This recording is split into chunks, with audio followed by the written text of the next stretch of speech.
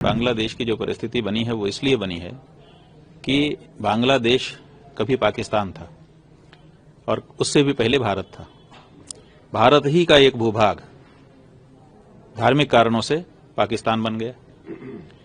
बाद में पूर्वी पाकिस्तान और पश्चिमी पाकिस्तान के बीच पटा नहीं मामला, तो उन लोगों में कुछ बाधा आई, उसका लाभ भारत की सरकार ने उठाया और उसको स्वतंत्र देश घोषित करवा दिया। वो स्वतंत्र हो गए, बांग्लादेश उनका नाम हो गया। पाकिस्तान से, पूर्वी पाकिस्तान से बांग्लादेश में परिणत हो गए। अब बांग्लादेश के रूप में भारत के प्रति वो कृतज्ञ थे कि इन्होंने हमको स्वतंत्र पहचान दिलाने में मदद की है हमारी, इसलिए भारत के साथ उनका अच्छा संबंध था।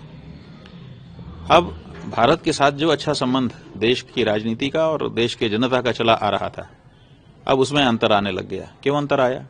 क्योंकि वहां की जनता ने अपने किसी कारण से वहां की प्रधानमंत्री जो चुनी गई थी उसको भगा दिया। भगाने के बाद भारत ने उसको अपने यहां रख लिया।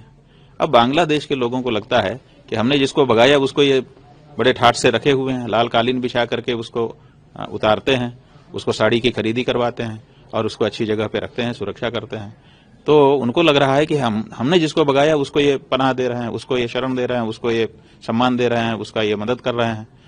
तो इससे उनके मन में भारत के प्रति दुर्भावना आ रही है, शत्रुबोध आ रहा है और वो भारत के खिलाफ तो कुछ कर नहीं सकते। भारत मजबूत देश है, बड़ा देश है, शक्तिशाली है, उनकी अपेक्षा बहुत अधिक, तो वो कुछ कर नहीं सकते। तो वो अपनी खींच भारत के ऊपर तो निकाल नहीं सकते, तो वो भारत के ऊपर खींच निकालने के लिए बांग्लादेश में जो हिंदू रह रहे हैं उनके ऊपर खींच निकाल रहे हैं, एक के बाद एक। पहले एक मारा गया, फिर दूसरा मारा गया, फिर तीसरा मारा गया, पत्रकार भी मारे जा रहे हैं जो हिंदू पत्रकार हैं। तो ऐसी परिस्थिति में भारत की सरकार को विचार करने की जरूरत नहीं है। भारत की सरकार को विचार करना पड़ेगा कि हमने जो शेख हसीना को यहाँ पर रखा हुआ है उसका ये परिणाम निकल करके आ रहा है कि हिंदुओं को बांग्लादेश में सताया जा रहा है। या तो हम उनको कह दें कि भाई अब जाइए कहीं और दूसरी जगह रहिए, हमने आपको इतना कर दिया जो करना था, कम से कम अब चली जाएं तो लोगों की भावना सहज हो जाए। और अगर ये नहीं कह सकता है तो उसको ऐसा पराक्रम दिखाना चाहिए कि बांग्लादेश का एक एक व्यक्ति इस संदेश से संदिष्ट रहे कि अगर हमने किसी हिंदू को छुआ तो भारत सरकार हमारे देश को ही तबाह कर देगी। ये डर पैदा करना पड़ेगा।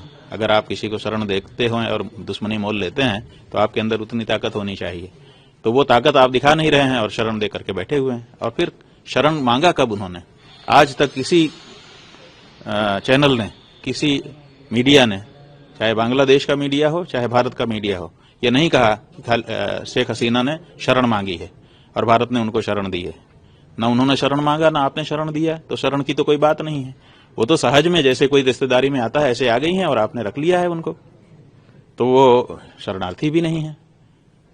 अगर हैं तो शरण दी गई है तो संसद का सत्र बैठा था, उसमें उनकी पुष्टि होनी चाहिए थी ना कि उन्होंने हमसे शरण मांगा, हमने शरण दिया हुआ है, तो संसद उसकी पुष्टि करती। पुष्टि भी तो नहीं हुई है। तो इसलिए यहाँ पर भारत की जो राजनीति है और जो विदेश नीति है वो कहीं ना कहीं धोखा खा रही है। और इसका परिणाम क्या होगा? इसका परिणाम ये होगा कि बांग्लादेश की जनता में भारत के प्रति दुश्मनी की भावना धीरे धीरे फिर पनप जाएगी।